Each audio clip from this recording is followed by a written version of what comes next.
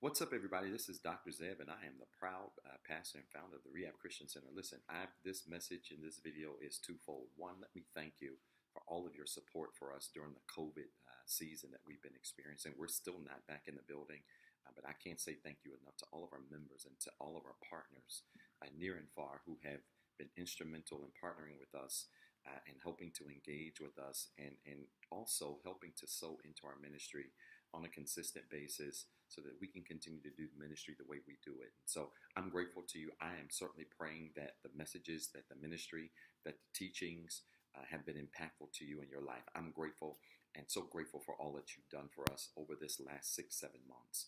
Because of your giving, we have been positioned now to go ahead and do some upgrades and some renovations to our equipment here in the building to prepare for a return back to the building. Don't know when we're coming back, but I do know that we're going to be coming back, and hopefully soon. And so we're working on some sound things and video things. We want to continue to bring this experience to you in both an in-person and virtual space. And so I'm grateful for your giving. It has made that possible, and I simply can't say thank you enough. Now, I want to challenge you. Here's the second reason. We are looking at this building and thinking about whether or not we're going to continue our journey here, if we're going to purchase this space, or if we're going to look to purchase and move on to another space. And so I'm here to introduce our capital campaign. I want to challenge you every single first Sunday, starting in December, to consider planting a $99 seed into our ministry. That's for members, that's for visitors, that's for people who frequent our ministry, who are not members, but they really enjoy the ministry that takes place here. I want to challenge you to sow a $99 seed every first Sunday. One of the things that we want to do is we want to show the banks and we want to show potential lenders that we are prepared for this next phase of ministry that God has us. And so I'm grateful. We'll be celebrating 8 years next August if the Lord wills us. And I want to position us to occupy the land. It might be this land, it might be another land, but I want to position us to occupy the land. And so you should see our mediums of giving on the screen right now. I want to challenge you every first Sunday, starting in December, to plant a $99 seed into this ministry. If this ministry has been a blessing to you, I want to challenge you to do it. If you're a member of this church, I absolutely am expecting you to continue to sow and plant into your ministry. And I promise you, God's going to bless you. How? Good measure, pressed down, shaking together, running over. He's going to send people to be a blessing to you because of how you blessed us. All right. And so don't forget the capital campaign. You have been challenged, and I'm grateful for what God's going to do because of your giving. Listen, I love you. I'm praying for you and your family. Peace and blessings.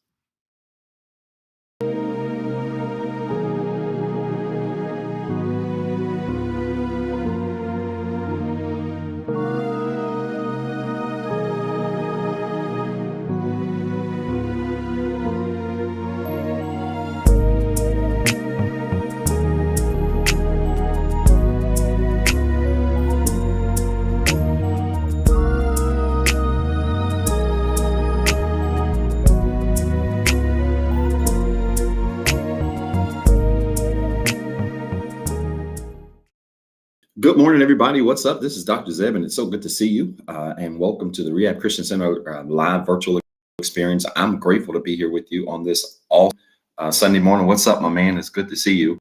And just grateful. Everybody's saying hello this morning. Just grateful to be here. What's going to be an awesome Sunday, and grateful that you've taken a moment out of your day to share and worship with us. We are still in this virtual environment. A lot of churches are returning back to the building. We have not quite made it there yet. But certainly I'm evaluating some things, and just grateful for all of you, how you continue to support in this format. I can make you this one promise. We'll be back in the building, but I can also make you this one promise that I'm not throwing this format away. I've got to figure out how to keep this format and get back in the building at the same time, because so many of you have been such great supporters of our ministry throughout this last year that we've been in this, quote unquote quarantine. And so I'm grateful for all of you and just thankful for your support. And I promise you that even as we get back into the building, I'm not going to forsake the people that do tune in this way, that frankly enjoy tuning in this way also. And so Pastor's going to figure that out. It's not your problem, it's mine. And we're going to make that happen. But good morning to you. I'm grateful to be here. I'm energetic, energized, ready to go. Got a very powerful word for you today that's really going to challenge and wake some of you up. but it's going to be powerful, and I can't wait to share with you. Listen, it's First Sunday. This is Capital Campaign Sunday, and so I want to challenge all of you, if you have not already, to sow a $99 seed into our ministry. We do this every first Sunday, and many of you know our story. We have fed over 20,000 people in less than 7 years. God has blessed our ministry to do some phenomenal things, and we're a very small church, but he's blessed us to do it. And how did we do it? Tithes and offering. Nothing, magical. No grants, loans, or millionaire ballers. We did it by simply taking what we give and turning around and giving it back. So I want to challenge all of you today to participate in our capital campaign, in addition to the giving you do, the tithing, the offerings, the things that you do, and God's going to bless you in a tremendous way. Now, let me get through all of the channels, because I got to get through the channels, and then I've got to do declaration, and then I got to get into a word that's going to change your life. All right. So good morning, Facebook. It's good to see you virtually. Thank you for tuning in. If you have not already, make sure you say good morning in the chat room. Speak. It's rude to come to church and not speak. Make sure you come to the virtual setting and say good morning. And then I want you to hit that like button, hold it down, turn it to a love button. And then I want you to hit that share button. And I want you to share this stream on your page. Come on, do it now. I want you to hit that love button. I want you to hit that share button, share this to your page. And then I need you to tag 5 people. I'm giving y'all a lot of instructions. You're going to hit love. You're going to hit share. You're going to tag 5 people and tell them to tune into this broadcast. This is going to be powerful. We are talking about protect your peace. Today, I'm going to give you a very valuable lesson on the importance of protecting your peace. We protect everything else, our money, our homes, unfortunately, people that we connected to. We protect everybody oftentimes but our peace. And today, we're going to reverse this thing. We're going to really reverse how we ought to see our lives. And I promise you, this message is going to challenge you in a tremendous way. All right. So good morning, Facebook. Instagram, good morning to you. Do me a favor. If you're on Instagram, I need to see hearts flying up the screen. Come on. Let me know you're there. I need to see hearts flying up the screen. If you're on Instagram, good morning to you. I see some of you are already inviting people. You're hitting that @ symbol. You're tagging people. Thank you so much for inviting people to church Instagram. Now, my Instagram church is the late church. They're going to be here in about 15 more minutes, but they coming. But good morning to those of you that are on Instagram. Hit the heart button. Let me know that you're on the line. And then I want you to hit that @ symbol if you're on Instagram. And I want you to tag 5 people quickly. Get in the room quickly. I'm not going to hold you long today. I know I say that every week and I end up holding you long, but I'm not going to hold you long today. I want to get into this message. It's going to bless you in a tremendous way. All right. So Instagram, good morning. Make sure you say good morning in the chat room. Good. Thank you so much.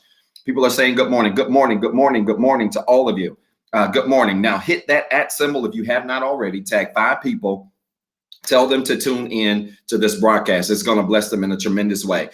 Finally, YouTube, good morning to you. Those of you that are on YouTube, it is good to see you. Thank you so much for tuning in via YouTube. If you have not already, make sure you subscribe to our channel on YouTube. You can find us at TheREHABCC. That's at TheREHABCC on YouTube. Make sure you go there and follow our channel, subscribe to our channel, and then say good morning in the comments on YouTube as well. I want to know that you're tuned in there. I'm appreciative. We've got many people that don't do Facebook, Instagram, all of that stuff, but they are on YouTube. And so good morning to you. And thank you so much for tuning in. And we're grateful to have you with us this morning. All right, I got 9:17. I'm giving y'all 60 seconds. I need you to start tagging people. Good morning. Good morning, Jeff. It's good to see you, man. Jeff, I don't even remember last time I called you Jeff Jr. Good to see you. It's good to see all of you. Make sure you say good morning in the chat room. And then I need you to hit that @ symbol. I need you to hit that @ symbol and then tag 5 people. Good morning, Reverend King. Good to see you, Reverend Tremaine, man. Good to see you, Elder. So grateful. Listen, I'm just saying good morning to people that I see. I don't like to get in the habit of that because then everybody starts saying good morning once you say it back. And so good morning, everybody. If you're saying good morning and I can see you, good morning. It's good to be here. You got 30 seconds. Come on, tag 5 people. Come on, y'all. We got to get this number climbing quickly. This is going to be a powerful message. I am preaching on protect your peace. That's what I'm going to teach on this morning. And I'm telling you, you're going to leave this message today, reprioritizing what you protect. It's going to be powerful. And I can't wait to share it with you. And we're really going to use a verse that you've never seen peace in this context before. It's going to be powerful. And I can't wait to share it. All right. Are y'all ready? I'm ready to get into this.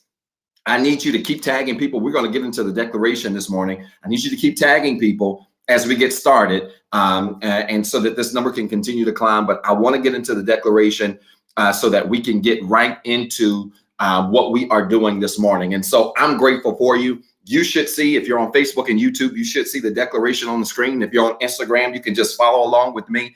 As I read the declaration, I try to read it slowly. But I get this question sometimes from new viewers. Why do you do a declaration? Well, it's important. Everything that you say, there is power attached to the things that you say, and not just to the things you say. This is very important. There's power attached to the energy behind how you say it. In other words, you can say whatever you want to say, but if you don't really believe it, it don't matter, right? You can proclaim or declare anything you want to say. But if you don't really put the right energy behind it, it don't matter, right? So a lot of people wake up every morning and they say affirmations, and affirmations are cool. I write custom affirmations every single morning. I've got a whole stack of white paper in there where I literally write new affirmations every single day. It's crazy. I'll talk more about that later. But affirmations are cool, but the energy behind your affirmation matters, right? You can say, I'm going to be rich, but if you don't really mean it, then you're just wasting words and breath, right? And so we do this declaration. Why? Because what's important, it is important that you watch what you say, but also it is equally important that you put the right energy behind what you say. And so let's get into this morning. We're going to do the declaration. I'm going to read it slowly. I'll pause so that you can repeat after me. But as you repeat these words, I really want these words to sink down inside of you, right? So that they become a part of what you truly believe, and so that you then begin to see these things manifest in your life. All right. Will you do that for me? All right, let's do it. Let's start with this. Restore. We declare that everything that is broken, lost, hurt, or destroyed that belongs to us and has been designed by God is restored. My faith is restored. My joy is restored. My mind is restored. Even my lost time is restored. I am no longer broken. The fact that I'm alive means I have another chance.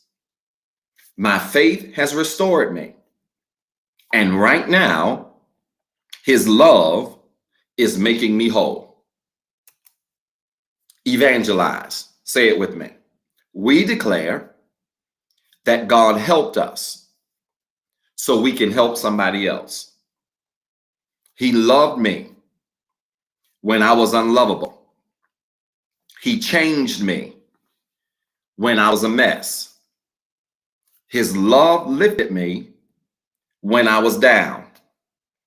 I'm not perfect, but I'm free. And anything that came for me can't keep me. Because I'm free, my circle is next. My family is saved. My friends are blessed. My plans are successful. My goals are ahead of schedule. And anything connected to me is blessed, just like me. Come on, say it with me. Hope. We declare that everything that is missing is not lost. In Jesus, I have hope. And this hope makes me confident. It doesn't matter what happens to me or around me. I'm going to win. My relationships are winning. My goals are winning. My family is winning. My neighbor is winning. This city will win, and my row has the victory. My past is defeated, and my future is brighter today than it was yesterday. Alternatives. Come on, say it with me. We declare that God made us different. I'm a royal child, the light of the world, and the hope of my city. I respect the past, but I don't look like what I've been through. I love the church, and my life is balanced. I love coming to church, but I like flights, boats, and vacations. That does something to me. My whole life is blessed. I am the head and not the tail. I am above and not beneath. I am a lender, not a borrower. And every place I go belongs to me. Are y'all reading this with me? Come on. This is the last one. Breakthrough. You got to say it with your chest. All right. Say it with me. Breakthrough. We declare that God has a breakthrough with our name on it. I have some challenges, but I am not defeated. No weapon formed against me can prosper. And I know that all things are working for my good. Things are not breaking down. They are about to break through. There is a breakthrough in my career. There is a breakthrough in my home. There is a breakthrough in my health. There is a breakthrough in my finances. I am here on purpose, for a purpose, and everything that went wrong is getting ready to turn around. Did y'all read that with me today? Did you read it? If you read that, I want you to fill it up with hearts right now. And I need you to do me a favor. You already know the drill. If you read that declaration with me and you really accept everything that we shared this morning that you just said out loud, I want you to put in the comments right now. It's already done. Come on, put it in the comments right now. It's already done. You don't even realize that as you declare these things, you ain't just saying them, but you really felt that in your spirit. Your energy really connected to what you said. I want you to put in the comments right now. It's already done. Come on, quickly. It's already done. You don't even realize the power of life and death is not just in your tongue, but it's in the energy behind what you say. Put it in the comments quickly. It's already done. You need to tag somebody. If you have not invited somebody to church, you need to hit that @ symbol, add their name, and then put it's already done. I'm telling you, the declaration we read every Sunday, I ain't saying it just because it belongs to Rehab. I'm saying it because it is one of the most powerful things I say every single week. And because it is a reminder that God is literally putting some things in place in my life, and he is rehabbing my life, right? Is he rehabbing your life? Is he restoring your life? Is he putting some evangelism on your life? Is he putting some hope on your life? Are you living your life in alternative spaces? Do you have a breakthrough with your name on it, right? This thing should really connect with your spirit, and I hope that it does. And I'm so grateful to be here. Listen, tag 5 people quickly. Tag 5 people quickly. I need you to do it because we're getting ready to get into the message. I've got 9:26, so I'm doing great on time. And so we're getting ready to get into the message today. And again, I want to challenge all of you to share this video, tag 5 people, because we're going to get into a powerful word. Now, we are talking from the subject, protect your peace. I'm going to be in 2 Timothy chapter 1, verse 6 through 7. 2 Timothy chapter 1, verse 6 through 7. And the topic is protect your peace. That's what we're going to talk about today. And you know how we get down. I want you to type these things in the comments so that as people watch the replay, they can follow the notes and follow the discussion that we shared this morning. All right. So put it in the comments. Protect your peace. That's what we're talking about. I'm going to be in 2 Timothy chapter 1, verse 6 through 7. 2 Timothy. That's not 1 Timothy. I'm sorry. 2 Timothy chapter 1, verse 6 through 7. I'm in the New Living Translation. We're talking about protect your peace. This is going to be powerful. And this is going to be a message you're going to be able to take with you to the water cooler tomorrow. And you're going to be able to share this message with someone, and they're going to receive something great from it. All right. So again, we're talking from the subject, protect your peace. 2 Timothy chapter 1, verse 6 through 7, New Living Translation. Tag 5 people. Tell them to tune in quickly. And I promise you they're going to be blessed by this. Now, let's get into this. Let me give you as a first bullet point that I want you to type in the comments.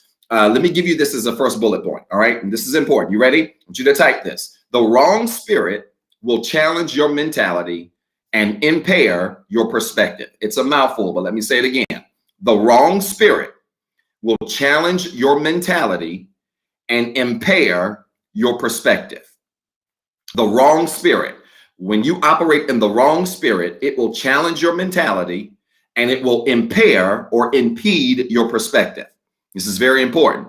Your focus when it comes to your mentality has to be this constant, consistent desire for the right mindset, not necessarily needing to be right. We confuse having the right mindset with being right. You don't have to be right all the time. And in fact, if you feel like you need to be right all the time, that in and of itself is a spirit by itself, right? So you don't need to be right all the time. But what you should have is a constant, consistent desire to have the right mindset, right? To have the right mentality. Because when you've got the right mentality, then it ensures that you have the right judgment concerning the things in your life. And many people misjudge things, miscalculate things, improperly weigh things, improperly evaluate things in their lives because they don't have the right perspective. They don't have the right mentality. And so I want you to be sure that your focus has this constant, consistent desire for the right mentality, right? You've got to have the right mentality, the right way of thinking if you want to see growth and development and good perspective in your life. Because this is what I've discovered. And again, this is not about being right all the time. In fact, it has nothing to do with being right. What it has more to do with is having a perspective and a mentality that allows you to properly weigh things in your life so that you make better decisions, so that you make better judgments, so that you make better calls concerning the things in your life. Because here's the reality. I don't care even if it's true. Overexposure to anything can cloud your judgment on everything. I'm gonna say this again. Overexposure to anything can cloud your judgment on everything. Overexposure to anything can cloud your judgment on everything. Let me give you a basic example to make this make sense. If all you have ever driven in your life are Toyotas, right? Let's just say every single car you've ever had in your life is a Toyota. I'm gonna make this make sense. Is a Toyota, and you've had 5, 6 Toyotas in your life, and you continue to buy Toyotas. There's nothing wrong with that, right? You may like Toyotas. That may be your favorite type of car. You may like the way they drive. They're reliable, dependable cars. They last a long time if you take care of them. So there's nothing wrong with always buying Toyotas if that's what you want to do. But here's the problem. When you always buy Toyotas and you bought 5 or 6 Toyotas, and then you begin to evaluate other cars in the context of a Toyota, you start to fail from a perspective of being able to properly evaluate other cars because you're only doing it in the context of what you know, right? So when you say things like nothing drives like a Toyota, how would you know? You wouldn't know because all 6 or 7 of your cars have been Toyotas. And it's fundamental. As basic as this example sounds, this is how many people live their lives. They evaluate the whole of their lives based off of the limited perspective that they have. They take their limited perspective and they evaluate the whole of their lives based off of this limited pocket of perspective.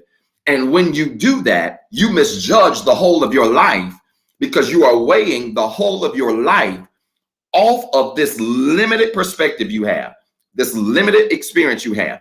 Listen, David's prayer, create in me clean heart, renew within me the right spirit, was about more than just making good decisions per se, or not doing bad things. That prayer was also, we talk about, the clean heart part, but we gloss over the renewing the right spirit. Part of having the right spirit is having the right perspective.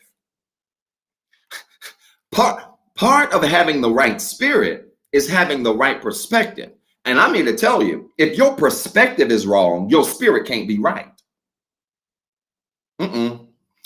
If your perspective is wrong, it's going to be hard for your spirit to be right. If my perspective is nothing drives like a Toyota, it's going to be difficult for me to properly evaluate a Nissan if my perspective is only limited to what I have experienced.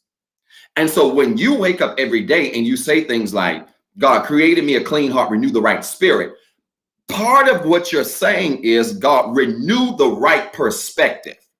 This is powerful, because when God renews the right perspective, you start to see your life, you start to see the life around you totally different. Not in the lens of just a Toyota, not in the lens of just a Nissan, right? You begin to see life in all of its totality. I was sharing this conversation. I was having a conversation a few days ago with a friend of mine, and listen, he and I got into this little debate, and I know he ain't like what I said, and he ain't gonna like what I post later. But we were having this little friendly debate. We're really good friends on things like vacations. And I want to say this to all of you, because we're in vacation season. And so this word is very timely. Don't underestimate the spirit of burnout. I need y'all to type that. I need all y'all to type that, like right now. Don't underestimate the spirit of burnout. Don't underestimate the spirit of burnout. One of the things that this COVID environment has revealed, people working from home, you would think, I remember going into this situation, I thought working from home was going to be so much easier and so much lighter. I've worked more from home than I have outside of my house, averaging 14 to 17 hours a day easily. And I'm not saying that to brag. I'm just saying that when you're at home, you would think that you would not work as hard, and it's not true. And so I don't want you to underestimate the spirit of burnout. I was having a very candid conversation with a friend of mine, and I had to make them understand this. Everybody needs at least 2 breaks a year. Come on. Y'all know I'm practical. I'm spiritual, but I'm practical.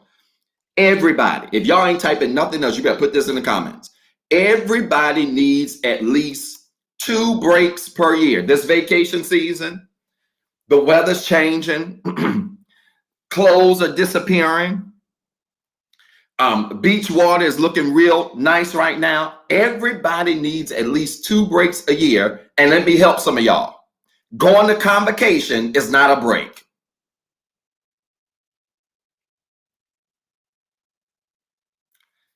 I expect crickets right here. Going to the convention is not a break. Going to convocation, going to somebody's church meeting for a week, and you done took vacation time and telling your boss, I'm going on vacation, and you going to the convention is not a vacation. Period. I don't care what nobody say. I don't care what nobody think about it. That ain't no vacation. Everybody needs 2 breaks a year. And watch, and I say at least 2. I'm about to start my 4 or 5 trip journey in a couple of weeks. And Pastor go be on vacation and disconnect. And I don't mean no harm, but this really ties to my next point. When you take your breaks should be consistent and they should be intentional. When you take vacations, they should be consistent. Y'all ain't tagging 5 people. Y'all need to tag 5 people right now and tell them to jump in on this. Your breaks need to be consistent. They need to be intentional, meaning you need to always take these breaks every year. Because I'm going to tell you, this COVID thing, we're at home, folk couldn't take vacations. And I was seconds from losing my mind. I'm being honest with y'all. Pastor needed a break. And it wasn't until about September, October that I just started taking small breaks here and there. And those things did a world of help for me and really protected my perspective. And ultimately, I'm going to get to this, protecting my peace. We're going to talk about this. But everybody needs at least 2 breaks a year. And those 2 breaks should be consistent and they should be intentional. Meaning when you go on vacation, go on vacation. Cut your cell phone off. I know. Cut your cell phone off. Get you an iPad or bring you a laptop or something. Or just use your cell phone for Wi-Fi and use that time to read or scroll social media and have fun on that. Listen, Pastor's going to turn into a comedian in about 3 weeks because I'm going to be on vacation and I'm going to just be on social media just posting memes. That's all I'm going to do. because I never can live a life where I can spend a week like many of you and just post memes every day. I can't do it. But when you go on vacation, you need to disconnect. When I'm on vacation, I tell Rehab this all the time. And some of y'all, I hope this don't hurt your feelings. Rehab has heard this before, so they know where I'm going. When I'm on vacation, don't call Pastor. That's the 1 week or 8 days. I normally go about 8 or 9 days. That's the 1, 8, 9 day period of time where you got a problem. You better call Jesus. Do not call Pastor. Why? Because I believe that when you go on vacation, you need to take a break. You need to disconnect from everything. Don't call Pastor. Don't call me on vacation. That is the 1, 8, 9 days. I hate to say this to some of y'all. I'm still saved. But just listen to me. That is the 1, 8, 9 day period of time where Pastor's not up at 4:30 praying for you. Period. And that's on Mary had a little like, I'm not praying for you that 8, 9 days. On vacation, I might get up at about 8 or 9 o'clock. And that's like sleeping at 12 o'clock for me. It's vacation. It's called rest. And so we cannot underestimate. Yeah, you better call the ministers and elders and the missionaries and the mothers. Call everybody. Call your neighbor. Don't call Pastor. I'm sorry. I love y'all. I love y'all. I get up every morning for about 340 days out of a year. Somebody put, oh my God, somebody put in Instagram 1-800-CALL-JESUS, period. Period. That I pray for y'all 340 days out of the year. I'm up at 4th. I pray. Y'all can give me 25 days. Are y'all listening to me? Don't call me during vacation. Don't text me during vacation. And I mean this. And I even tell my family know. My mom and dad, look, if you need me, just hit me up on social media. If something happened, hit me up there. I'll be checking social media in case something happened. But I power my phone off, and that's just that. And God forbid you go on vacation, somebody dies or something like that. But I know preachers who have stopped their vacation. Now this gonna offend some of y'all. I know preachers who have stopped their vacation because they were pastoring and they were out of the country and a member died and they canceled their vacation and came back to see about the member. You got other preachers, don't you? Is the pastor the only person that can get a prayer through? Y'all like this kind of talk. Is the pastor the only person that can officiate a funeral? I know y'all don't like this. I know this is probably too much for some of y'all because some of you think the pastor need to be there all the time. Pastor need to break. The pastor had to go through the virus just like y'all did. And Elder Missy just nailed it. And when I get back, they're going to still be dead. And I'm not saying that. I'm not saying that in a what's the word? In a non, kind of sensitive way. I'm being honest with you. We got associate ministers, associate elders who are anointed and graced to be able to handle those things. Listen, y'all, go on vacation and disconnect. That's all I'm saying. It's not that you're a bad person. There are great people on this line. There are great people that are tuned into this. It ain't that you're a bad person, but all of us need a break sometime. And here's the reality. The spirit of burnout will come up on you. You'll find yourself extra agitated if you don't take a break sometimes. Now, y'all get out of Jesus and just listen to me. Okay? Listen to me in English. If you don't take a break sometime, you can get extra agitated. If you don't take a break sometime, you can get easily annoyed. Pastor knows how he needs a break when he just gets easily annoyed by stuff. Like when stuff really just easily annoys me, it's time for me to take a step back. Now, I don't care if it's 8 hours or if it's 4 hours. I just need a break. Cut the laptop off, cut everything off, put on my headphones, go meditate, go take a walk, do something. Pastor need a break. And I'm just telling you, on a larger scale, when it comes to vacations, y'all better understand that it ain't that you're a bad person, but the spirit of burnout can hit anybody. And if you are not careful, the spirit of burnout can be one of the greatest impediments to your peace. Some of you ain't got no peace because you ain't took a break. I'm going to say it again, and y'all need to type this. Some of you have no peace because you have not taken a break. Take a break and disconnect when you do it. When I tell you this break that I got coming up in a couple of weeks, y'all gonna be like, what happened to Pastor? Don't worry about me. Just call Jesus. Pastor's fine. Pastor's gonna sleep and eat and be in the pool and on the beach every day, 12 hours a day. That don't even bother me. I'm fine. Ain't nothing wrong with me. I'm perfectly, and this is one of 5 breaks that I got lined up. Y'all hear what I'm saying? I work hard, I break hard. And you need to take a break, because if not, if you don't, you can impact your ability to be effective in whatever you do, whether it's ministry, whether it's work, watch, even leading your family. Some of y'all getting on your family's nerves because you extra moody, you extra irritable, and you ain't took no break in forever. It's been 4 years, and the furthest you've been is Charlotte. Save your money, get you a plane ticket, and I don't care if you just fly to Atlanta. Get a ticket, get on a plane. Don't go to Atlanta to the convocation. Go to Atlanta, go to Orlando. Allegiant got $99 flights to Orlando. Get on a plane, go to Orlando for 3 days, cut your phone off when you get there, and enjoy yourself. And I mean that with my chest. Convocation is not vacation.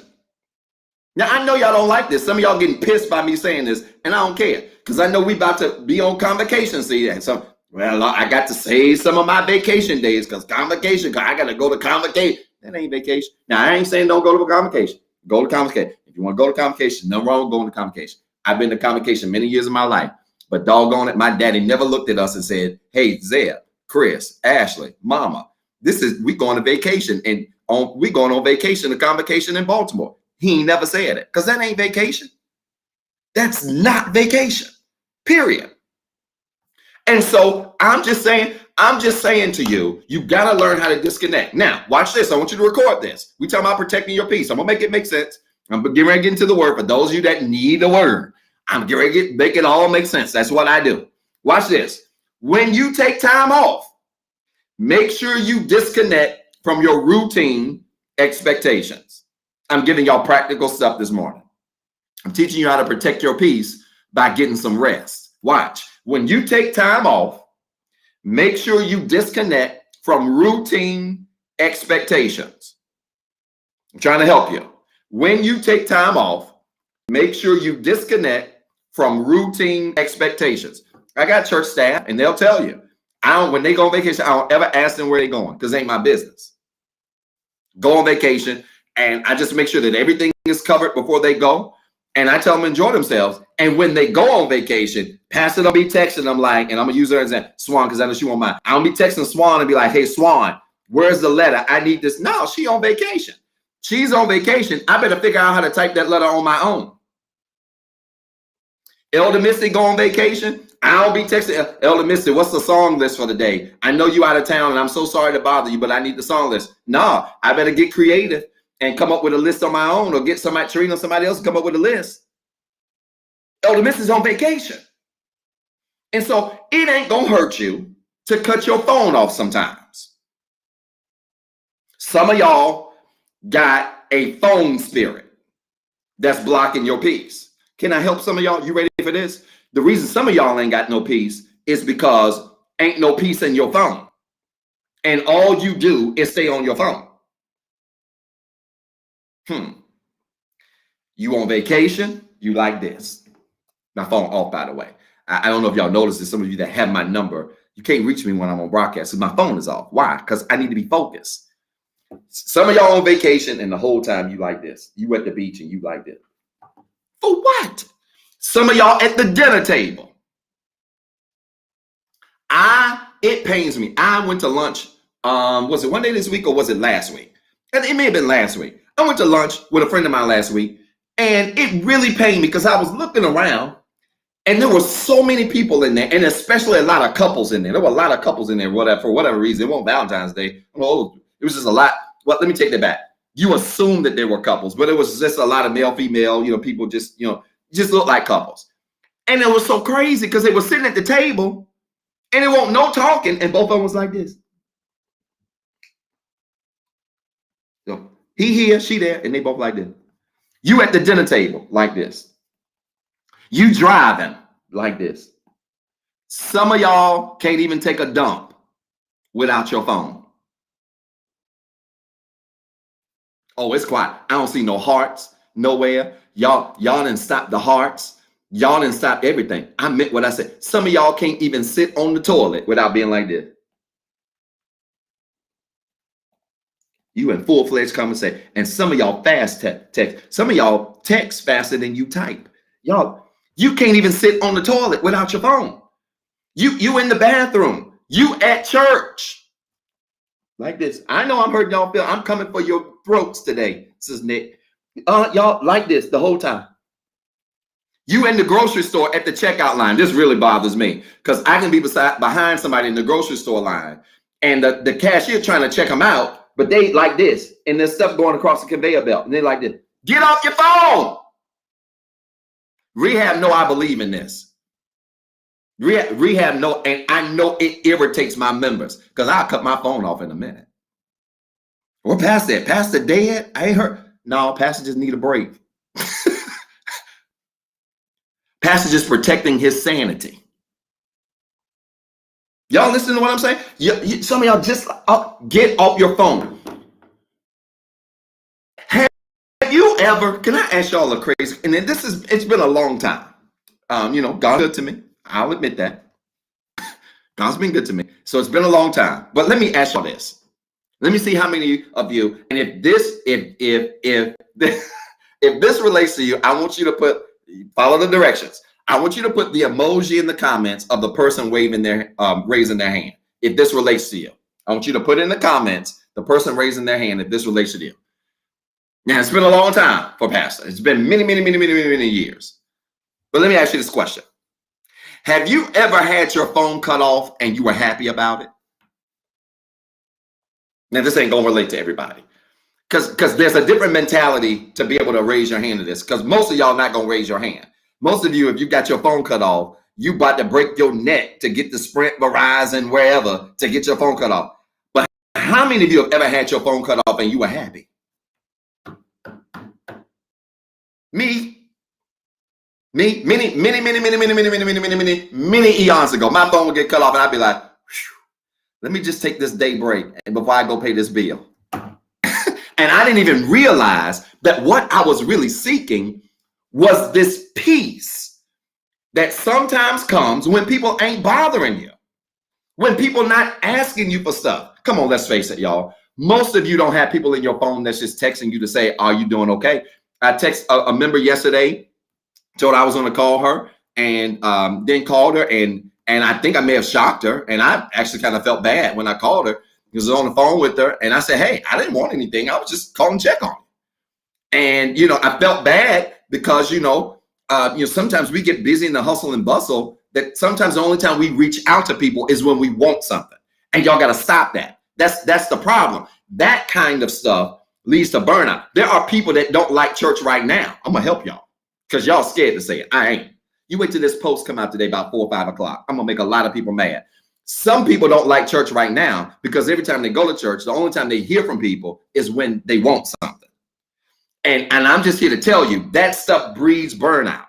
You have to get to a place where you take vacations. I know that's right, Junior.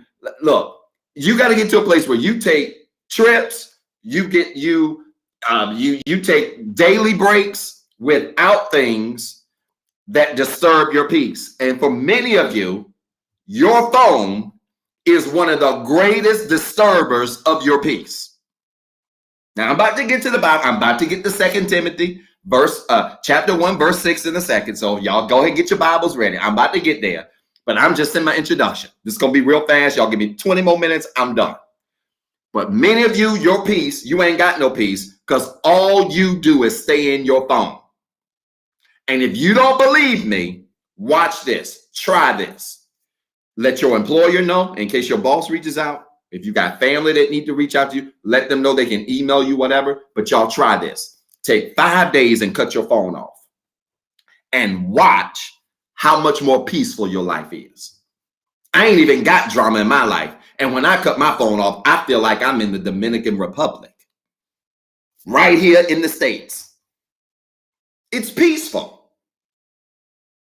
I'll never forget, first time I went out of the country, and I cut my phone on as soon as I got off the flight. I was trying to use it, and then it says something about, you got to pay whatever to have your phone or whatever, and I think it's like, it was like $4 a minute or something. I said, not over here. I powered that phone off, and that was the first time I had taken a vacation without my phone. This was about 10 or 11 years ago. So first time I took a vacation without my phone. And let me tell you something, I have never gone backwards. When I go out to eat, I power my phone off, especially when I'm with friends, family, whatever. My phone is powered off. So if y'all try to reach out to Pastor, you can't reach, he probably out somewhere, or he probably taking a break. I ain't dead. Pastor's far from dead.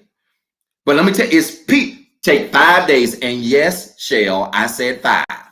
Take 5 days. If you think I'm making this up, you take 5 days and power your phone off. And then after those 5 days, you tell me how peaceful your life was. Phones have destroyed us. I can talk about this for hours because my dissertation was in this stuff. Phones have destroyed us. Let me tell you what else is destroyed. Social media has destroyed many of you. A friend of mine, 2 pastor friends of mine, I saw yesterday posted that they are taking social media breaks, and it really blessed my whole soul.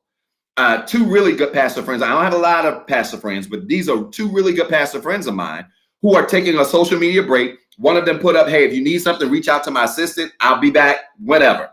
That really blessed my soul. Because see, when I did it, some of y'all thought I was going crazy. I wasn't going crazy. I just need a break. The pastors are in pandemics too. Pastors have stress like anybody else too. And so it really blessed my soul to know that trend is really starting. Y'all need a break from this stuff. People will drain you on social media. For real. Like, you need to cut your available status off. Because folks hit you up when they say cut the available status off, cut all of that off, and take a break and watch what it does for your peace. Stop driving and texting. Drive. For right now, I have a 25-minute commute to work. So when I take that 25 minutes to put my phone down, unless I just do a video, I might do a snap or something on video or whatever, or a post or praise, something come up, praise make music or a song that I like, a jam or something I like. But if not, I'll put my phone down and I just embrace this 25-minute silence and the wind and driving. And you know what that does for your peace and your energy? It's amazing. See, many of you don't spend enough time in silence to have peace. I'm going to say this again because y'all not listening. Many of you don't spend enough time in silence to have peace. This is what makes meditation powerful. Meditation ain't voodoo. Meditation ain't of the devil. Meditation means a period of silence. Some of you need to sit over in your corner in a room some days for 15 minutes, cut off everything or put your phone on vibrate, cut the TV off, shut the laptop and sit in the corner for 15 minutes and just sit there. My 4th book is going to talk about this. Just sit there. You'd be amazed at what silence does for your peace. If you want some peace, find some silence. I want y'all to record that. Put it in the comments. If you want some peace, find some silence. You want Bible? Jesus said, it ain't in the wind. It ain't in the earthquake, but in the still small voice. Some of you can't hear instruction for your life or instruction that makes your life more peaceful because you got too much noise going on. It's commotion.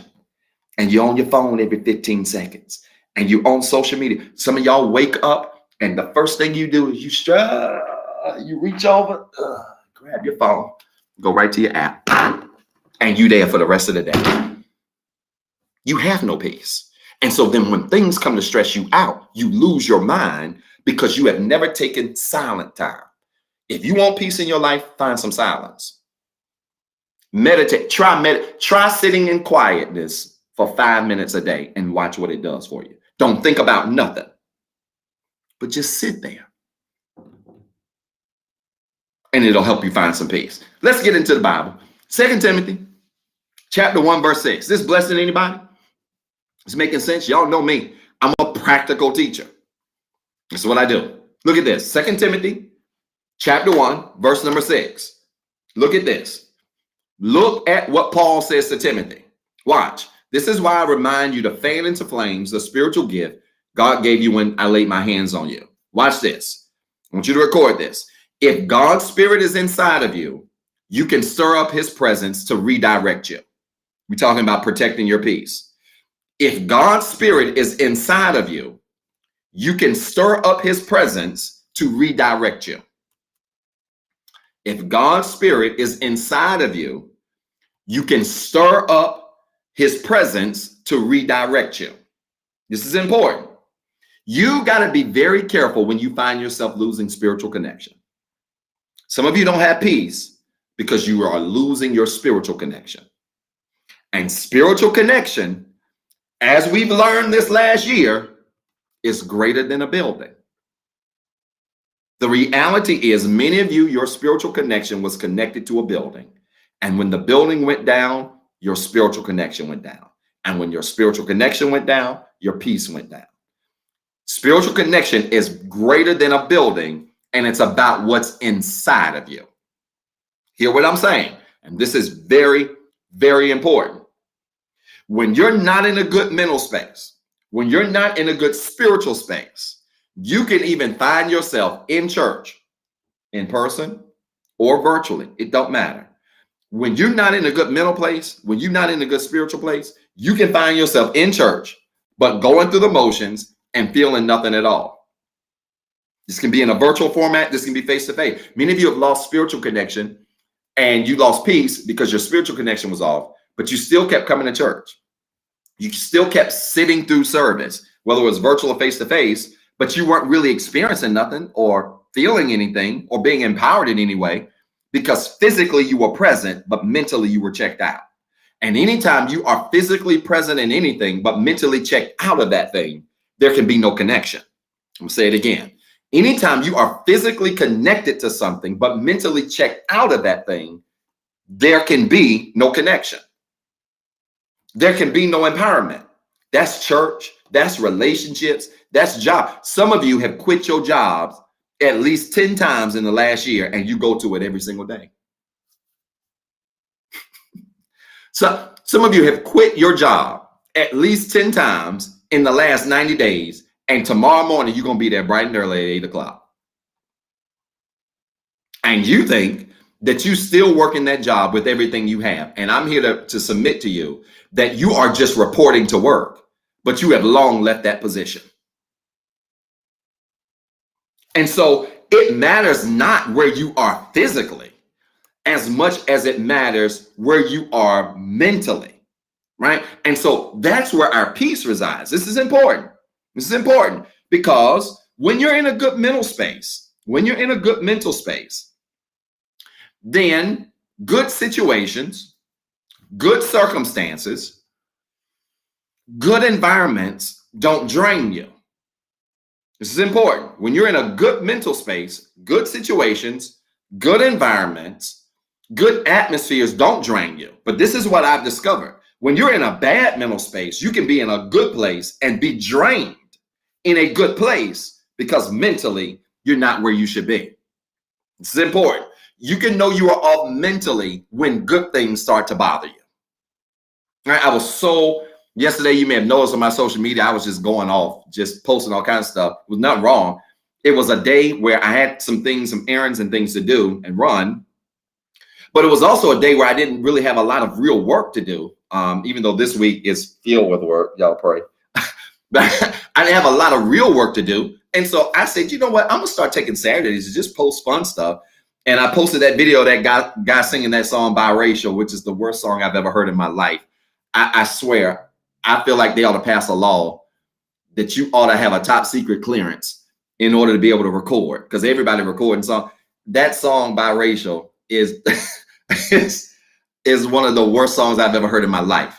So I'm just posting all of this fun stuff. But let me tell you what really blessed me yesterday. And this is going to help you, because some of you need to tell the signs of when you are not in a good mental space. When you're not in a good mental space, good things start to get on your nerves, and good things should never get on your nerves. Good news should never get on your nerves. Good reports should never get on your nerves. Good atmosphere should never. If you go into church and people in church getting on your nerves, watch. And I don't mean because they're doing crazy stuff, because church folk can do crazy stuff. But if you go into church, if you're involved in a ministry, if you're around good people and good people start to get on your nerves, they ain't the problem. You're the problem. Because I've discovered that when you are in a bad mental space, even good situations will start to annoy you. Even good things happening around you will start to annoy you. I was noticing yesterday when I was on social media, I was posting all this crazy stuff and just laughing. I laughed yesterday to tears so many times. Y'all was clowning me on my food list and A1 sauce and all this stuff. And I was laughing at all this stuff y'all was saying and just really having a good time. But let me tell you what really blessed me. I went down my timeline and just seeing people pregnant, having babies on the way, new jobs, people buying new homes. Man, I saw somebody, a pastor, and his wife bought a home. And that thing, I literally almost started shouting in Walmart. I ain't kidding you. Because when I saw that home, I saw myself. You hear what I'm saying? Like, it was not bad thing. Like, it was like being honestly excited for somebody else, knowing that they do what I do. And if God can do it for them, he gonna do it for me. Like, that house and this house was bad. Anyway, just new homes and new jobs and new car. One of my homeboys just bought my next car. I ain't gonna tell y'all what it is, but let me tell y'all something. That thing fast and it's nice and it's loud. He just bought a red one. I saw new cars and folks having babies and people booking trips and people on trips from other countries in green water. I saw all of this stuff. And you know what? I was just sitting there just smiling like, man, I probably loved more statuses yesterday in one day than I probably loved in a whole year. I was just going in my timeline, loving stuff, congratulate people winning awards, speaking for graduations, for college graduations, and just winning, people winning. And I was just so happy. And it was just a reminder, Zeb, you're in a great mental place. Like, this place that you're in is a place called peace. Because when you at peace, then good stuff don't annoy you.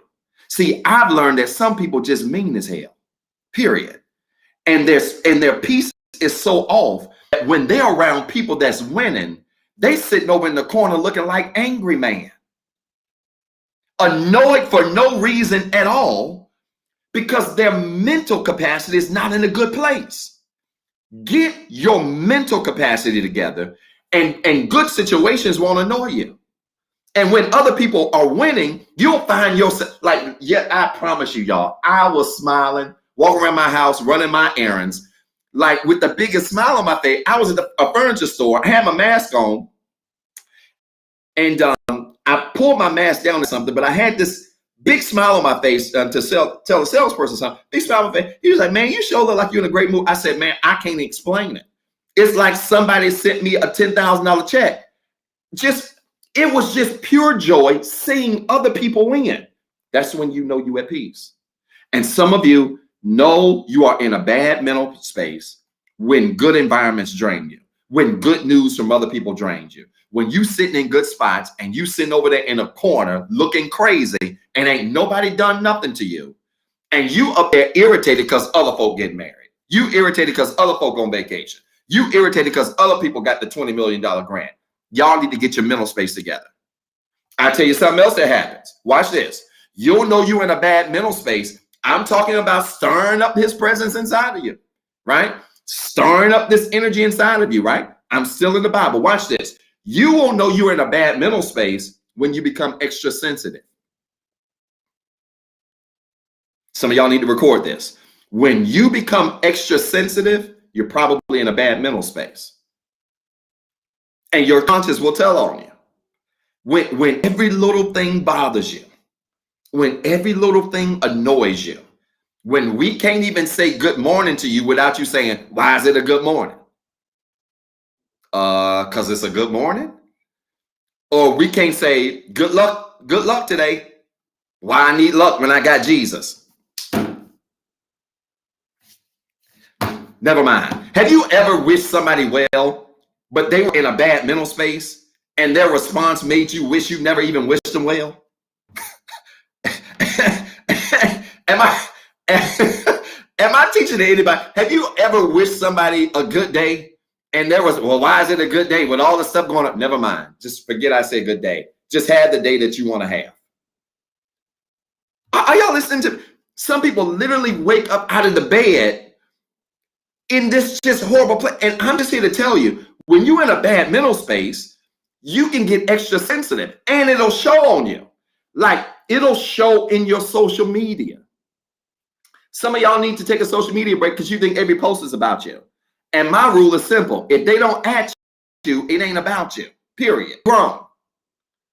Right? So some of that extra sensitivity you reading off of other people's posts is because you ain't in a good mental space. I be reading stuff and I be hitting them with the Johnny Cochran all the time.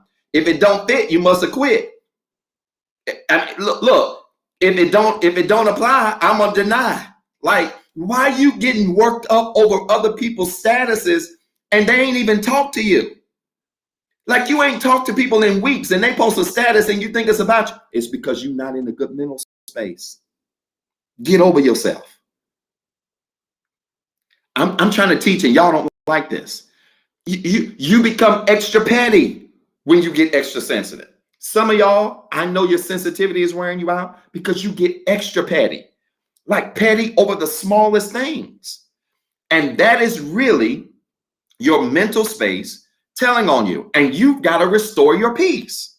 You've got to restore your mental peace and your mental clarity so that you don't allow things that have no business bothering you to get the best of you.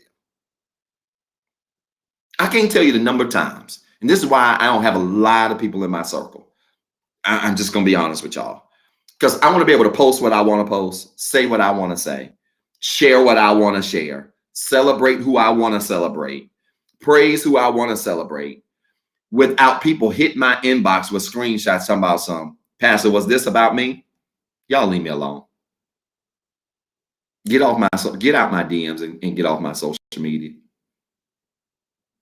And get your mind together. Get some mental peace. I'm serious. Y'all, when this stuff gets so personal to y'all, that it ain't a them problem, it's a you problem. You gotta get into a better mental space so that you don't become extra sensitive to things, or even extra sensitive when people do offensive things. I'm trying to help you, because sometimes people will do things to offend you on purpose. But when you're not in a good mental space and you extra sensitive, you take something that's really small and you make it a big thing. Some of y'all should have a PhD in making mountains out of molehills. I mean, you take the smallest things. Some of you have taken the smallest disagreements with your friends and turned them into the largest arguments. And your friend may have offended you, but they ain't even mean it like that. But because you ain't in a good mental place, because you have not protected your peace, because you have not protected that energy that God, the spirit that God has put inside it, because you have not protected that. Now, everything that people do, you take personal. You got to take it personal, spirit. And this really, let me just help y'all, because I'm getting ready to do a workshop for an organization on passive aggressive behavior. Let me just help some of y'all. You see this a lot in the workplace. You work with people on jobs that just get extra sensitive about everything. And the way they show it is they become withdrawn. You offend them, and instead of them talking in the meetings, they ain't got nothing to say. That's passive aggressive behavior. Get your mind right. That's low emotional intelligence. Let me pull the scholar out on y'all. That's low emotional intelligence. Get your mind right.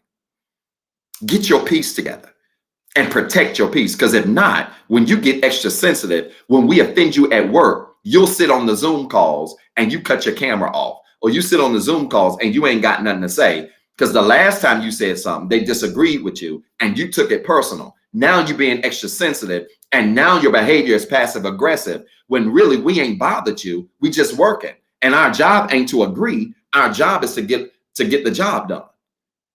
And so because you got offended and now you being sensitive, now it's showing you don't want to talk on the meetings. You don't want to go to lunch with everybody now. Now you're not responding in the group text.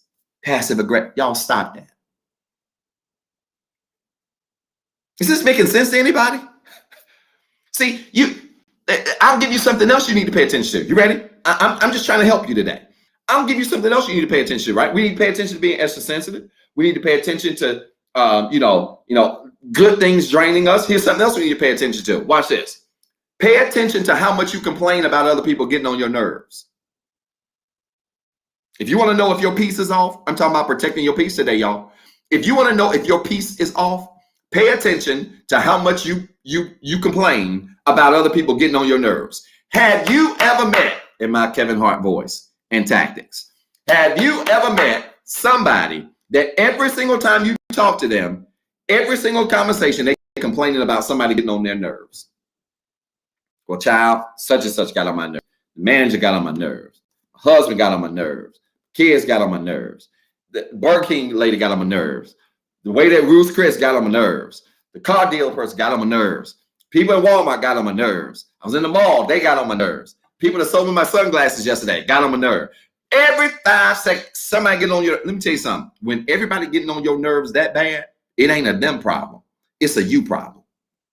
You need to get your peace back in order.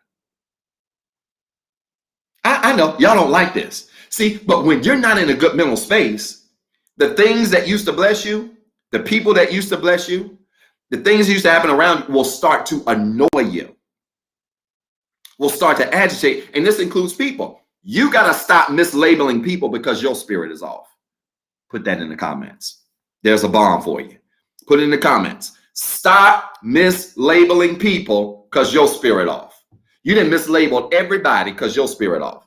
You didn't mislabel everybody because you ain't got no peace. Because you don't like your life, you start mislabeling everybody else. Because you don't like where you are in life and you ain't got peace about where you are, you start mislabeling everybody else. Everybody else getting on your nerves. Everybody else doing, no. Y'all stop mislabeling people because your spirit is off. Get your spirit in check. Get your energy in check. Get your mental clarity in check. Because it ain't always somebody else. It's not. It's not always some. And let me help you, especially in this professional space, because y'all know this. This is what I do as a professional, as a higher ed administrator. This is what I do. Let me help you, especially in a professional space. If you go to 3 different positions, 3 different jobs. If you go to 3 different jobs, some of y'all should know where I'm going with this. If you work 3 different jobs, 3 different positions, in 3 different departments and 3 different organizations, and you have the same problems with people in all 3, what's the common denominator? Go ahead, I'll wait. You've worked 3 jobs in the last 3 years, or in the last 30 years, or in the last 10 years, or in the last 5 years. You've had 5 positions in the last 5 years. You've had 5 positions in the last 10 years. You've had 5 positions in the last 2, whatever. You had all these positions and you've had the same problems with people in the last 3 to 5 years. Where's the problem? I'm just asking. Where's the issue? Let me give you something that really gonna burn y'all up. You ready? I'm talking about protecting your peace. You've been a part of 3 churches the last 10 years. Uh-oh. Y'all know where this is going. You've been a part of 3 churches the last 10 years. Watch. And at all 3 churches, you've had the same problems. The same problems with people. The same problems getting along with people. The same problems with people understanding you. The same problems with people being around you. The same problems with you wanting to be around them. The same problems with personalities. The same problems with issues. The same problems with challenges. The same problems with working on committees. The same problems with serving. The same problems with doing this. The same problems with doing that. You've had the same problems in the same 3 churches you've been a part of in the last 10 years. And let me ask you one question. Who's the common denominator?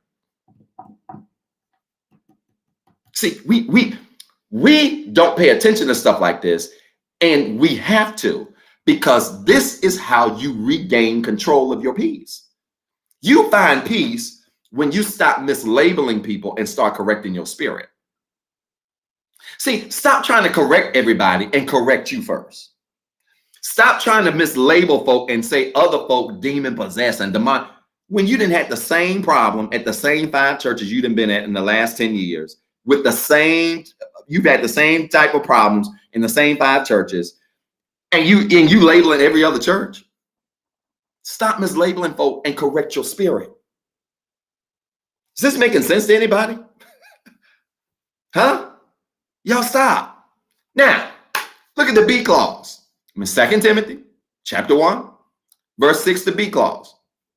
He says, this is why I remind you to fan up the flames, right? The spiritual gift that I gave you when I laid my hands on you. Look at the B clause, he says. And then he says, stir up the gift of God when I laid my hands on you. Here's important. You ready for this? Record this. The greatest way to guard your peace is to protect your energy. Come on, record this. The greatest way to guard your peace, talking about protecting your peace, is to protect your energy. You never looked at this like this before. The greatest way to guard your peace is to protect your energy, which means you should not let any and everybody connect with you. You shouldn't be connected to everybody. I know it's old-fashioned, but your little body don't belong in every circle. Your little body don't belong with all kinds of people. Yes, you matter. And energy matters. Spirits matter. You end up around people, their energy is off, and your energy ends up being off because you in circles with people who got off energy. Gotta stop. Sometimes after you have examined your energy and examined the things that you're doing, then you got to examine who's around you and how that's impacted your energy. Now, I know we don't talk about stuff like this anymore because we just let people just go where they want to go, do what they want to do, hang who they hang with, and then we suggest to them that it's okay. There are no ramifications. If you just hang with whoever, be with whoever, you just vibe with whoever. But I'm here to tell you, there are implications for who you connect with on any level. And if their energy is not a good match for your energy and your growth, you're going to have some problems. You're going to have some problems. See, some of us are off mental and in an off spiritual space because of people who had unauthorized access to us. Teach, Zeb. I'm trying. I'm going to say it again. Some of us are in off mental, off spiritual spaces because of who we gave unauthorized access to us. Everybody around you don't deserve to have access to you. You're welcome. Everybody around you does not deserve to have access to you. Stop giving people access to you just because they request it. So what? You know what changed my life? Can I help y'all? What really sincerely changed my life? When I learned how to say no. Here's a really easy way to protect your peace. Watch this. You want to start protecting your peace? Get good at saying no. This free game. Y'all don't like it. I don't see no hearts nowhere. I'm trying to help you. You want to protect your peace. You want to protect your sanity. You want to protect your mental clarity. Get good at saying no. Get good at telling Negroes, no, I ain't going to do that. Or no, I ain't got time. Or no, I know you want to hang out, but I don't want to hang out. Or no, I know you want to kick out. I ain't interested. Get good at doing it. And when you do that, all of a sudden, the weight of the world just lifts off your shoulder. See, some of you don't have peace because you feel like you got to say yes to everybody. And you have to be to everybody, everything. And I'm here to tell you from personal experience, you cannot try to be everything to everybody or you're going to fail. I'm going to say it again. You cannot try to be everything to everybody or you're going to fail. Learn how to say no and be okay saying no. And even if you can do something, sometimes you ought to still say no anyway. Something my daddy taught me used to irritate me when I was younger. I know there was stuff my daddy could do for us that we asked for, but sometimes he would say no. And I honestly believe sometimes he said no Not because he couldn't do it, just because he wanted to. Period. And his saying no was more peaceful for him than him doing it and not having peace. I'm just trying to help you. And sometimes you got to just find peace in just saying no. There's stuff you can do for people. There are things you can be to people that sometimes you just don't need to be to people. That sometimes you just don't need to do for people. Say no and live in your no and be okay with it. And be okay if they don't like it. Be okay if they don't understand it. And be okay if they misjudge it. It's okay. I've been misjudged many times because I told people no. Or misjudged many times because I didn't want to kick it with people. That's fine. I don't care. Or, this is a really good. Been misjudged because I don't preach everywhere. I'll say no in a minute. I'm not going over there. Call what you want, but I got peace at night. So you got to be okay saying no, right? And understand that whatever you don't feed in your life is going to starve. You don't feed negativity, it starves. That gives you peace. You don't feed drama in your life, it starves. That gives you peace. You don't feed confusion around you, it starves. That gives you peace. You don't feed gossip in your life, it starves. That gives you peace. Some of y'all ain't got peace because all you do is feed drama. That's it. Some of y'all, I would go to your page to find out news before I go to the newspaper because y'all accurate. All you do is follow T. That's it. Some of y'all know more about me than I know about myself. Some of y'all know more about people than they know about themselves. Oh, y'all don't like this kind of teaching because all you do is follow drama and you can't have peace following drama like that. You can't have peace following confusion like that. And so learn how to say no and understand that whatever you don't feed in your life is going to starve. So if you got a lot of drama in your life, it's a good chance somewhere you feeding it. Starve it out. You got a lot of confusion in your life, it's a good chance you feeding it somewhere. You want to get rid of it? Starve it out. Starve it. Stop responding to everything. Stop explaining stuff to folk who ain't healing your body, sleeping in your bed, or saving your life, or paying your bills. Did y'all hear what I said?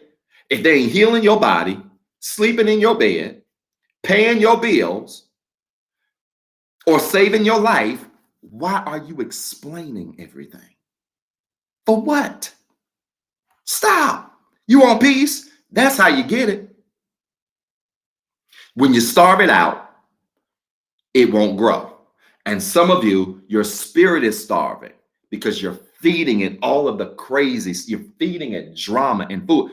You got to starve it out by feeding it the right things. Final thing, and I'm done. I've gone way over what I wanted to. Look at this. Verse 7. God has not given us the spirit of fear. Here you go. But of love, power, and a sound mind. We're talking about protecting your peace. And this is 2 things I want you to remember. You ready? Here we go. Number 1, sometimes your mental peace has more to do with overcoming a spirit than a situation. Sometimes your mental peace has more to do with overcoming a spirit than a situation. Sometimes your mental peace has more to do with overcoming a spirit than it does a situation. You think your peace is connected to a situation. I'm here to tell you, your peace sometimes, more time often than not, is connected to you overcoming the spirit of a thing. It is the spirit of disappointment. It is the spirit of abandonment. It is the spirit of rejection. It ain't losing a job. It's the spirit of rejection that you have to come over. See, because I just told somebody this last week. I don't know what it is, but there have been times where I have been without, well, not a lot of times, but a few times I've been without a work or out of work. And it just seems like those were the most peaceful times of my life. And you would think the opposite. You're out of work, you don't have income coming in, there's no peace. No, because it's not about the situation. You got to overcome the spirit of rejection that you feel when you lose a job or you don't get promoted or you don't get accepted for a promotion and somebody else gets accepted above you. You got to get over the spirit of rejection. and the spirit of being looked over. It ain't the situation that messes up your peace. It's the spirit that comes with it. Does that make sense? And so oftentimes the stuff you're crying over has little to do with stuff and more to do with the spirit associated to the stuff. You ain't crying because you lost a job. You crying because of the fear of what you're going to do next. You're not crying because you lost a relationship. You're crying over the fear of how you're going to start over again. And so I'm here to tell you, you got to change your prayer. Stop asking God to help you get over the situation and start asking God to help you get over the spirit that came with it. This is so good. Ask God to help you get over the spirit that came with it, so that the spirit that came with it does not keep you bound to the situation. You don't get over the spirit, you stay bound to the situation. If you get over the spirit, you get free from the situation and the spirit that came with it. This is really good, because things like fear, anxiety, worry, rejection will have you, treating small things like big things, and they ain't big things. You got to stop making a big deal out of situations and focus over getting over the spirits that came with them, so you can be everything you've been called to be. All right. And then when you walk with power, right? This is what Timothy says in 7b. Not the spirit of fear, but of power and of love and a sound mind. You then don't walk in pessimism. You live in optimism, right? When your spirit is weak, I want you to record this. When your spirit is weak, you become consistently negative. Consistently negative. When your spirit is weak, you will find yourself living and being and becoming consistently negative. Got to check your spirit. You become more pessimistic than optimistic, right? Power and love, right? Timothy talks about not a fear, but a power and love and a sound mind. What is power and love designed to do? Power and love is designed to elevate you. Power and love is designed to build you up. Power and love is designed to strengthen you, not tear you down. When you operating in power and love and not fear, things in your life should be building up. Things in your life should be getting stronger. Things in your life should be getting more solid and more dependable. Not fear. When you operating in fear, you operating in worry and anxiety and concern, and you become overcritical, and you become extra sensitive, and you become worried about, what if this doesn't happen? And how is this going? Get your peace back by operating in power and love and a sound mind. You want your peace? Start moving in power. You want your peace? Start moving in love. Even if people don't like you, learn how to love them anyway. Y'all don't like this. Even if people don't think well of you, find a reason to think well of them anyway. Even if people got a problem with you and it ain't even deserved. I'm not talking about problems that you deserve, because some of you complain about people having a problem with you and you deserve the fact that they got a problem with you because you was crazy. I'm not talking about that. I'm talking about when people have undeserved problems with you. Learn how to still not have a problem with them. That's operating in power and love. And that kind of stuff is undefeated. People can't fade you. Listen to me. People can't fade you when they can't make you negative, when they can't make you pessimistic, when people can't turn your mood, when people can't turn your energy, when people can't turn your perspective, you cannot be faded. When people can't bother you, you can't be faded. When people can't pluck your nerves, you cannot be faded. And some of you let people really ride your nerves and agitate you and irritate you. But I've discovered in my brief time of living that when people don't like themselves, you always become a problem. There's a whole lot of people that don't like you because they really can't stand themselves. There's a whole lot of people that don't like you because they really can't stand.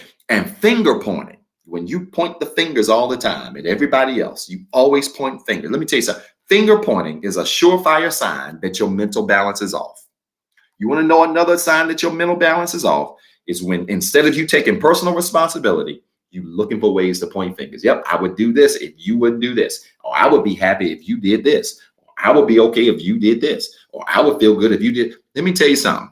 Happiness is your responsibility. This thing hit me like a sack of bricks a few months ago. Let me tell you what hit me.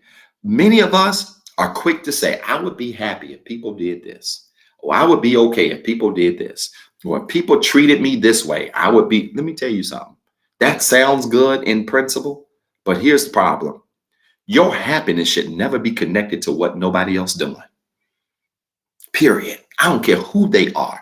Friend, husband, wife, co-worker, church member, it don't matter. When your happiness is connected to what somebody else is doing, you have lost control of your own life.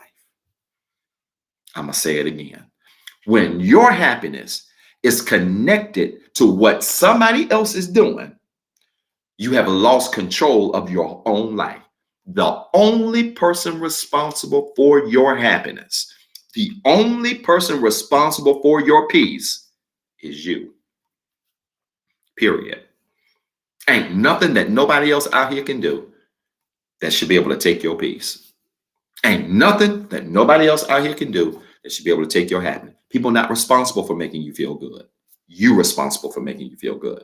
People not responsible for you having peace. You responsible for creating your own peace. People not out here ain't responsible for making you feel good about yourself. I know y'all don't like this right here. You're responsible for making yourself feel good about your own self. It's your responsibility. It ain't nobody else's. And we got to stop putting the responsibility of our happiness in people's hands who, frankly, ain't mastered how to be able to make their own selves happy. You expecting other people to make you happy, and they ain't figured out how to make themselves happy. How backwards is that? How's somebody going to figure out or help you be able to move in happiness, and they don't even like their own lives? How's somebody going to help you be able to find peace and closure, and they ain't got peace and closure in their own lives? It's not their responsibility. It's your responsibility. And you've got to shift the narrative if you want that kind of peace. I'll end it with this. God does not just want you powerful. He wants you at peace. God does not just want you to live a powerful life, a blessed life, an abundant life, a life filled with manifested power. He doesn't want you to just live that kind of life. Let me tell you what kind of life he wants you to live. He wants you to have a peaceful life. No drama, no stress, no foolishness, a lot of smiles, a lot of joy. You ought to be laughing every single day. That's the kind of life God wants you to live. But you got to take the responsibility out of everybody else's hands. And you got to put the responsibility in your own hands. Did this bless anybody today? This bless anybody today? Did this message make sense to anybody today? I'm asking a serious question. This bless anybody today? Listen, I want to pray for you. It's prayer time. I want to pray for you. I know this message was for somebody. And the reason I know it was for somebody is because even in my counseling and coaching sessions that I do with students and with clients, I've got clients. Let me tell you something. One of the greatest requests they have is folks just want peace. Like, money is great. Nice house is great. If you want somebody, that's great if that's what you want. But at the end of the day, people want a peaceful life. No drama, no foolishness. People just want a peaceful life. And I'm here to tell you, God wants you to have a peaceful life, but you got to make the choice to have a peaceful life. And the only person that can choose that for you is you. And so I want to pray for you today. You got a prayer request, I want you to type it in the comments right now. I want you to type your prayer request in the comments. If you've got a request that nobody can see, I want you to email your prayer request to info@rehabcc.org. Come on, email it to info@rehabcc.org. But I want you to type your prayer request right now. If you got a prayer request, I want you to type it right now. Put it in the comments. And because I want to pray for you. I want to pray for you this week, all week long. I am up praying for you, 4:30 in the morning. I get up at 4:30 now. And man, it's a great thing to get up every morning, 4:30. And the first thing that I do is I pray over your prayer request. I have not prayed for myself in 7 weeks. It has been 7 weeks since I have prayed for myself. And let me tell you something. Door after door, after window of opportunity has been opening up for me. It's been crazy. It's been crazy. There's something powerful that happens when you set aside your needs and pray for the needs of somebody else. So I want you to type in the prayer in the comments right now. Facebook, Instagram, YouTube. I want you to type in the comments right now your prayer requests, because I want you to know that I'm praying for you. I'm going to be praying for you this week. I'm going to be praying for your family, your situations, your circumstances, whatever condition you're in, whatever position you're in. I'm going to be praying for those things, that God opens up the door of opportunity for you and makes a way like never before. Come on, type your prayer request in the comments right now. I'm certainly praying for Sister Michelle. Miss her this morning. Many of you know Sister Michelle. She always tunes in via Instagram. Sister Michelle lost her father this week, and certainly praying for her. She's an avid supporter of our ministry, and certainly praying for you, Sister Michelle. If you happen to watching or you happen to watch the replay, I want you to know that we're praying for you and we're praying for your family during this time. Very tough time. Come on, 30 more seconds. I want you to type your prayer request in the comments quickly. I want to pray for you. And I want to do this right now. Come on. I see these prayer requests. Very good. Very good. Good prayer requests. Come on. Put more of them in there. I'm praying for you. I'm praying for your family. I'm praying for your circumstances. I'm praying for everything concerning you. That God will continue to protect you. That's very good, Junior. Continue to protect you. Put a shield of protection around you wherever you are. Come on. You got 15 seconds. Quickly. Put it in the comments really fast. I'm praying for you. Come on, put in a prayer request for somebody else. Maybe you know somebody that really needs prayer. Maybe you know somebody, you work with somebody, a family member that's dealing with something. I want you to type that prayer request in the comments right now, because I want to pray for you. I really want to pray for this situation that you're dealing with, that they're dealing with, so that God answers that prayer in a major way. Come on, connect your hands like this as a sign of faith. As if we're in a building holding hands. I want you to connect your hands like this as a sign, a symbol of faith. We're getting ready to pray together. All right, let's do it. Can we do it? Let's pray together. Connect your hands like this as a sign of symbol of faith. And I want you to pray with me. Let's pray. Father, in Jesus' name, I thank you today for this word. Thank you for a powerful time of sharing. Thank you for reminding us of the essential nature and importance of protecting our peace. Help us, God, to put into place anything that is necessary for us to protect our mentalities, our mindsets, to protect our peace, so that we live the kind of life that is joyful, that is happy, that is pleasing to you.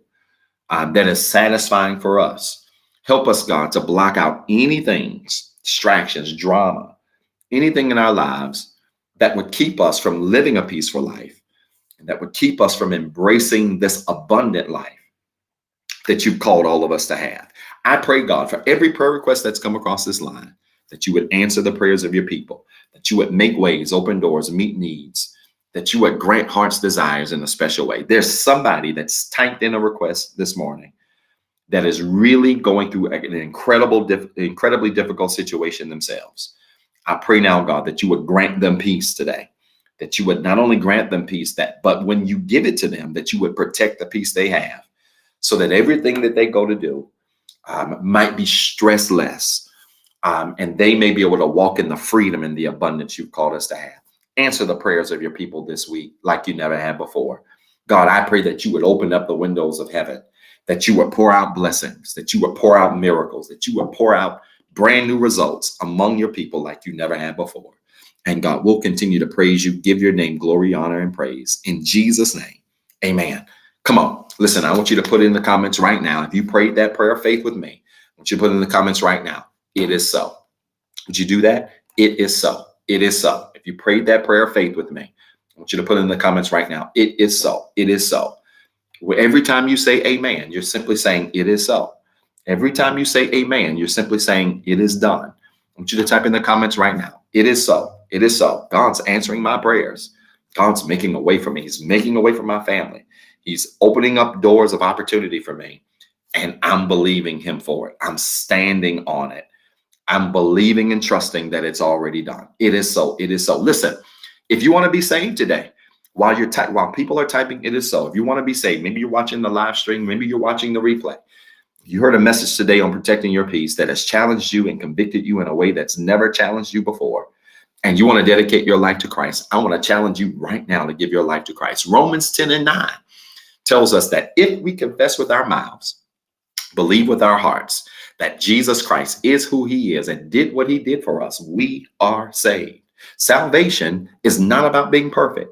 Salvation is about confessing your sins to the one God that can change you, to the one God that can free you from them and giving your life to him and allowing him to lead and guide you in the best direction possible. It doesn't mean you're not going to make mistakes. It doesn't mean that you're going to be perfect. You're going to still make mistakes. But when you decide to be saved, you're saying, I'm giving over my life to a God who has greater power than I have to make my life into something I can't do on my own. If you want to be saved today and you're driving, I want you to pull over. If you want to be saved today and you're eating, I want you to put the bacon down. If you want to be saved today and you're laying down, I want you to sit up. Because right now, I want you to repeat a prayer of faith with me. And I'm here to tell you that if you want to be saved and repeat this prayer, God's going to save you right now, right where you are. There is no better time in life to be saved than right now. And I want to challenge you right now to be saved. If you want to be saved, repeat this prayer of faith with me. Say this with me. I'm a sinner. I'm not perfect. I have some flaws. And I even have some failures. But I do believe that Jesus Christ was born of a virgin, lived on this earth just like I'm living. He suffered, bled, and died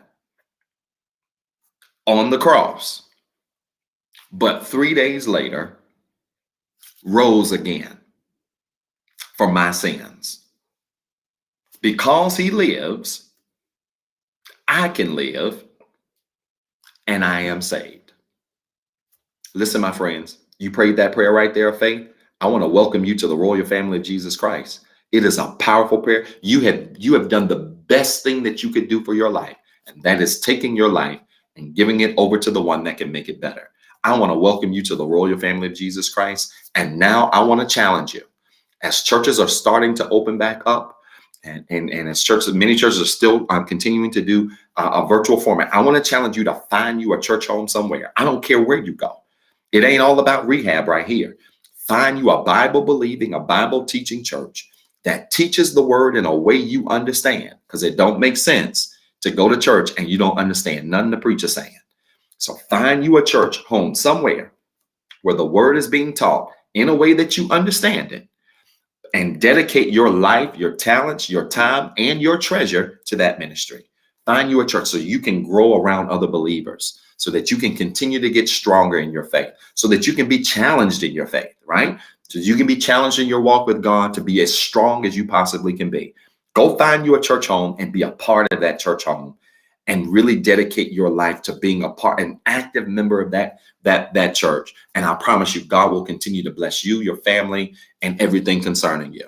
Maybe you like the Rehab Christian Center. Maybe you've sat through our broadcasts, and maybe our church is a place you would love to call home. I would love to be your pastor, whether in person or virtually. I would love to be your pastor. We're not the largest church. We're not the loudest church. We're not the flashiest church. But we are, if nothing else, the nicest church on the entire planet. There's a lot of stuff that pastor play with. I play PlayStation 4s. I play with golf clubs. I play with bowling balls, but I don't play with mean church people. And that's one thing that we are not. We are the nicest church on the planet, and I would love to walk alongside you in this spiritual journey that is your life. And so if you want to be a part of our ministry, just simply like the comments of one of our moderators, or just say, I do. And one of those moderators will reach out to you, or just simply type membership, do hashtag membership. And one of those moderators will reach out to you and get some information from you. And we would love to welcome you to our ministry. All right. Listen, I want to challenge you to give. You already know today is Super Sunday. And I want to challenge you to give today. Every first Sunday is our capital campaign. And we sow a $99 seed every single first Sunday to continue to grow our ministry. And we're going to be looking and reviewing and have been looking rather and reviewing on when to open back up and when to launch opening back up. And those things are obviously going to require resources. And so I want to challenge you to give today, not only your tithes, your offering, but I want to challenge you to participate in the capital campaign. Sow your $99 seed. Pastor obviously believes in giving, and I'm going to sow my seed as soon as I cut my phone on. I'm going to cash out my $99 seed. I've already given my tithes and offering. I want to challenge you to give your tithes and offering as well. I'm just not a teacher or a preacher that believes in teaching and preaching. I believe in giving, and it's the reason why I'm blessed And I want to challenge you to give today. Listen, you can sow a seed today into our ministry, your Super Sunday Capital Campaign seed, or simply your tithes and offering. You can sow into our ministry today one of three ways: via Cash App, $ REHABCC Give. That's $ REHABCC Give.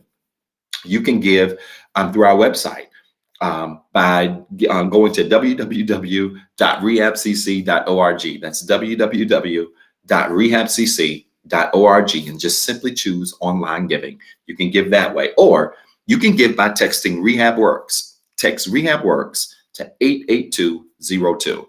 That's REHABWORKS to 88202. Again, you can give via Cash App, $ REHABCC Give.